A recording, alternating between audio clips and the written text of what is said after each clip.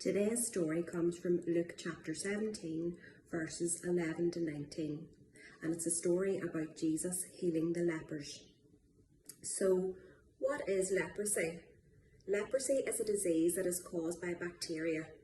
People who get leprosy usually live in poor areas with dirty water, eat food with little nutrition, and aren't very healthy to begin with. And it looks really bad. It can make a face look bumpy and can completely change the way a person looks. Some people get it on their hands or feet and lose their fingers and toes. This isn't everything leprosy is, but you get the picture. On top of it all, during the time when Jesus was around, people thought leprosy was caused by people's sins. So if someone had leprosy, it was because he or she had done something wrong. For all these reasons, the lepers, as they were called, were kicked out of the city and had to live on the outside of it. They weren't allowed in stores or churches or any public place. So many times they went to live in the dumps where the garbage was to find food and other things they needed. No one wanted to see them for fear of touching them and catching the disease and becoming unclean because of their sins. Now to the story. Jesus was going around at this time healing people and telling stories. Word got around about Jesus, so people would follow him because they wanted to hear what he had to say or to see a miracle. While Jesus was walking and talking with people, a man with leprosy approached him, fell to his knees and put his face to the ground, begging, "Lord, if you want to, you can heal me and make me clean." Something amazing happened next. Like it was no big deal, Jesus reached out and touched the man. Wait a minute. Jesus reached out and touched the man with leprosy. This was not allowed. Jesus would be unclean. Besides, this man looked really bad and probably was really sick. But none of this mattered to Jesus. However, he reached out his hand and said to the man, "I will heal you. Be clean." And right in that moment, the leprosy left him. This showed that Jesus was more than just a man. Jesus healed the man of his disease, but also cleansed him from his sin without becoming infected himself. Jesus then asked the man to do one thing. He asked him not to tell anyone what had just happened and to go to the priest and be checked out. This would show that he was cleansed and he would leave an offering.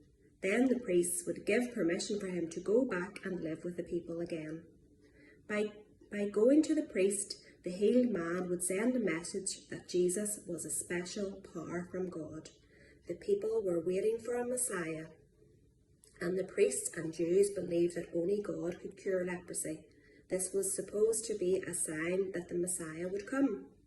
Instead, the man was too excited and told everyone he saw what happened. This made it hard for Jesus to walk around in the cities because large crowds would flock to him, and the Jewish leaders started to go against Jesus because he didn't believe that he was sent by God. Jesus would often go off by himself and pray, but people kept coming to see him from everywhere. And the message that Jesus wants us to take from this story is that it doesn't matter what we have done, that Jesus looks at us and he loves us no matter what. Every day, Jesus is trying to reach out to show his love to you, but sometimes we're too busy to notice. Start taking notice of the beautiful things outside, like a butterfly, the flowers, a sunset, the love from a parent or a friend, and even the kindness of a stranger. All these things are ways that God is trying to show us his love.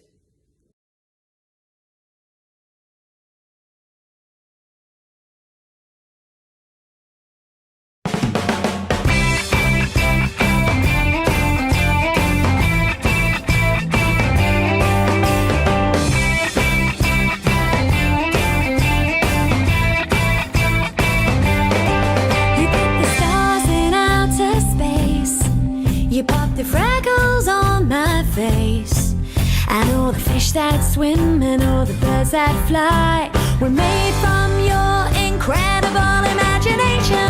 Creator God, we see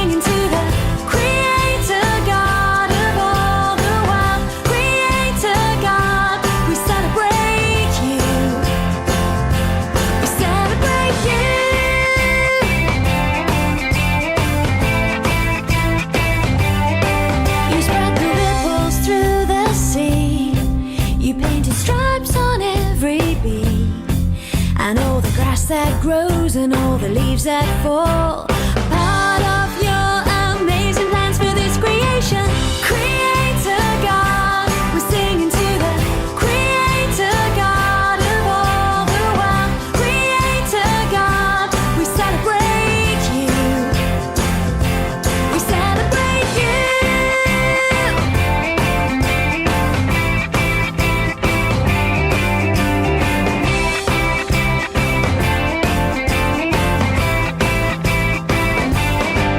You put the heat into the sun. You placed a heart in everyone, and all the music played and all the dancing done reminds us that we're made to be creative like Creator God. We're singing to the Creator God of all the world. Creator God, we celebrate you.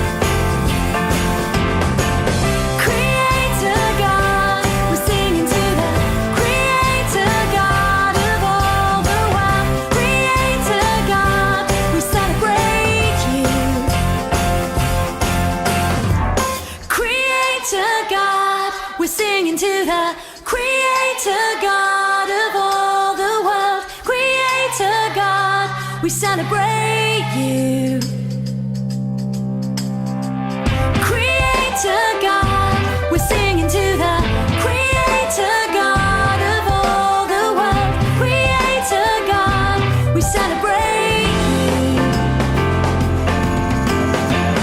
Creator God, we're singing to the Creator God of all the world. Creator God, we celebrate you. We celebrate you.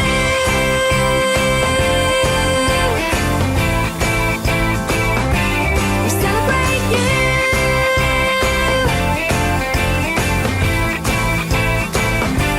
We celebrate you.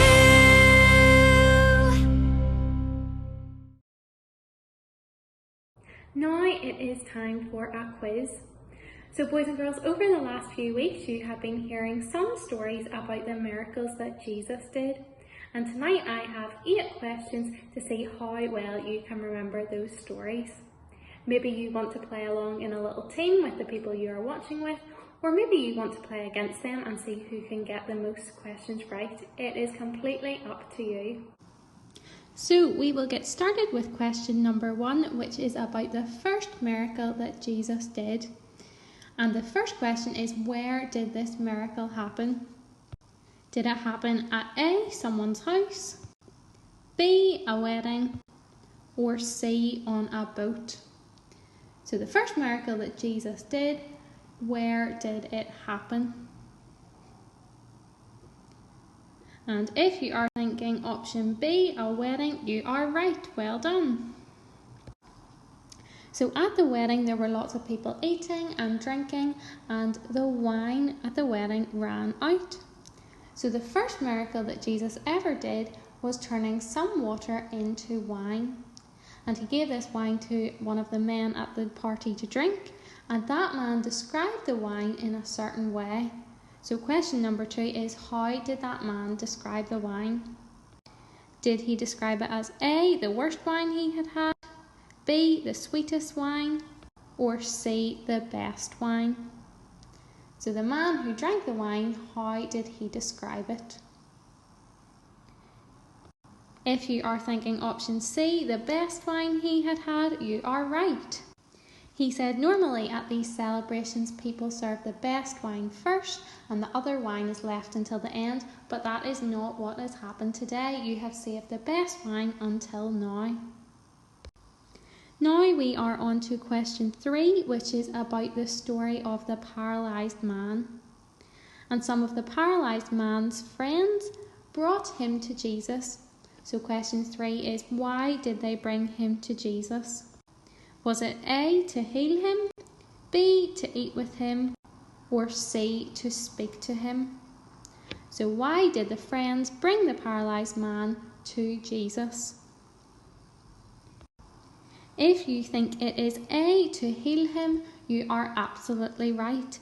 The friends wanted the paralysed man to be able to walk again. But when the friends got to the house that Jesus was at, there was a huge crowd. So question 4 is, how did the friends get the paralysed man to Jesus? Was it A, through the door, B, through the window, or C, through the roof?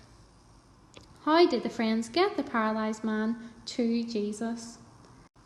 The answer is C, which is through the roof.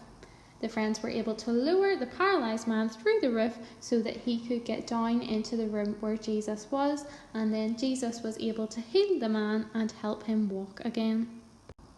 Now we are on to question 5, and this is about the story that you heard in last week's video.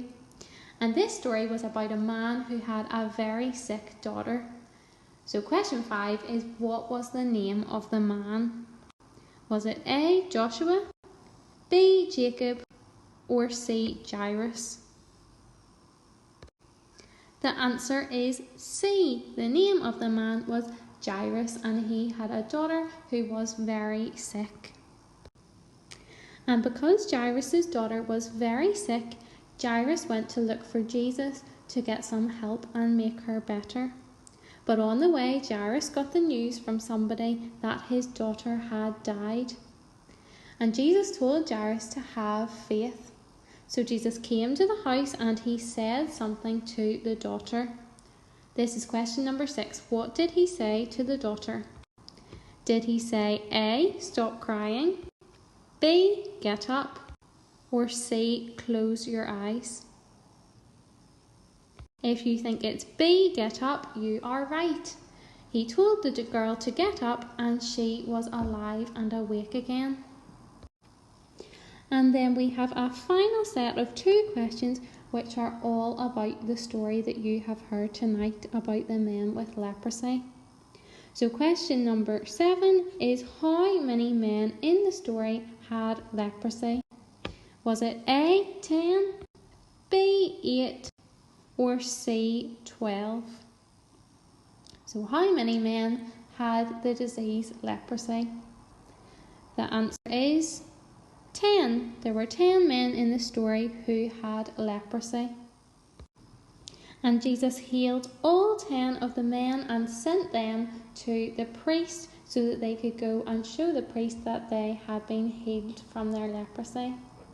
But question number 8 is, how many of the men returned to Jesus to say thank you for what he had done? Was it A, all 10, B, 5, or C, 1? So the last question is, how many of the 10 men returned to Jesus to say thank you for healing them?